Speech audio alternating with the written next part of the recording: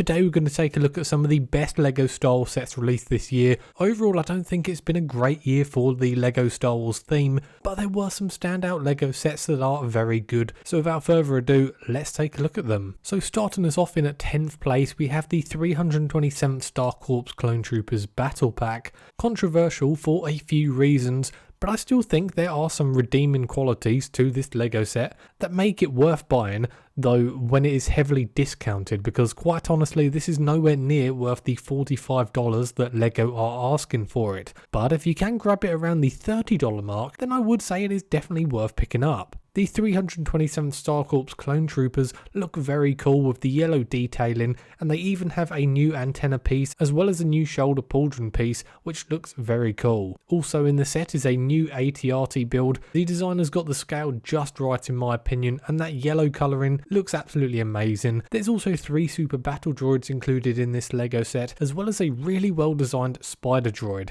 Again, probably the best we've had made thus far. But unfortunately, all of this is very much held back by the sheer ridiculous price of this LEGO set. Otherwise, it would have featured much higher up on the list. In at 9th place is the Gingerbread AT-AT set 40806. A really unusual LEGO set, but you have to say that for what it is, it does look really cool, and to my knowledge, since it was released on October 1st, it has sold very well. The festive design of the AT-AT looks really good, but what made me put this LEGO set on the list is the Gingerbread Darth Vader minifigure.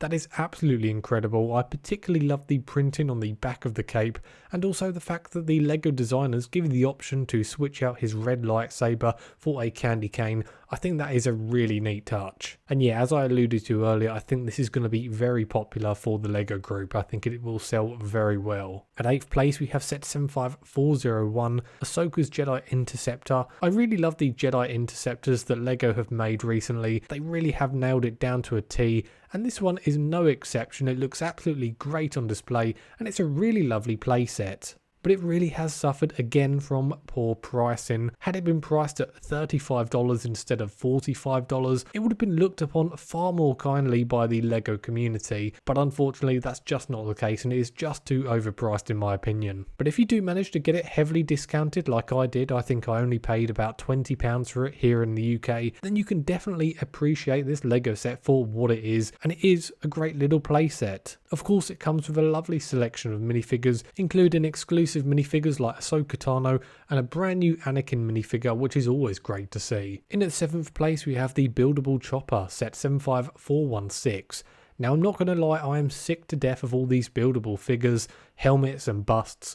I just want to get back to getting great playsets. Is it really that hard to just have playsets with cool minifigures? As you can tell, I'm just really not a fan of these type of LEGO sets, but I will say this is definitely one of the better buildable characters that LEGO has made thus far. The build is very good, and it even scales really well with the R2-D2 and C-3PO buildable figures. So yeah, there's not really too much to fault with this build. It's a really safe LEGO set to go for, and it looks great on display. Moving on, we have set 75412, the Death Trooper and Night Trooper Battle Pack, which retails for $23 in the US, and I'm a firm believer that battle packs should not be a penny over $20, even if it means a lower piece count. Because let's be honest, the only reason people buy these is for the minifigures, and the 4 minifigures in this set are very decent. The Night Troopers for sure look a little bit silly with those cartoonish helmets, but the Undead Death Troopers look so cool. Definitely a contender for one of the best LEGO Star Wars minifigures of the year, and they are unique to this LEGO set, so if you want to army build them,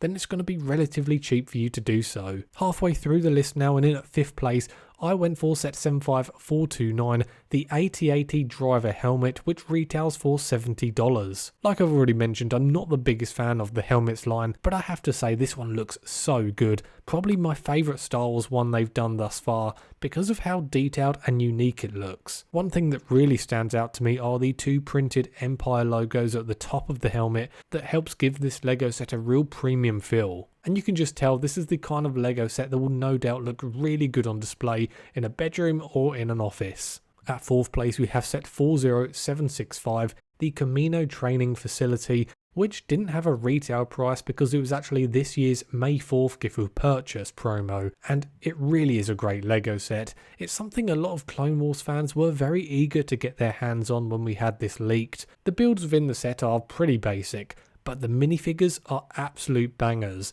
They are so good, they have amazing detailing including dual moulded legs and arm printing, which is a rare treat for the LEGO Star Wars theme. Based on the Clone Cadet minifigures alone, this set deserves to be very high up on the list in my opinion. In at third place we have set 75417, the UCS AT-ST, which retails for $200. My only slight gripe with the LEGO set is the fact that there are definitely a few too many studs on show, which does look a little bit odd in my opinion, especially for a expensive UCS LEGO set. But other than that, it does look very good, and it doesn't feel too overpriced, which is a rarity these days. The AT-ST has nice space in the cockpit for an AT-ST driver, though it's funny because the seats aren't actually designed for minifigures, which is a little bit odd if you ask me. But overall, this is a really solid UCS LEGO set that will look great on display, and it's probably gone a little bit under the radar recently, overshadowed by some of the bigger releases like the UCS Death Star.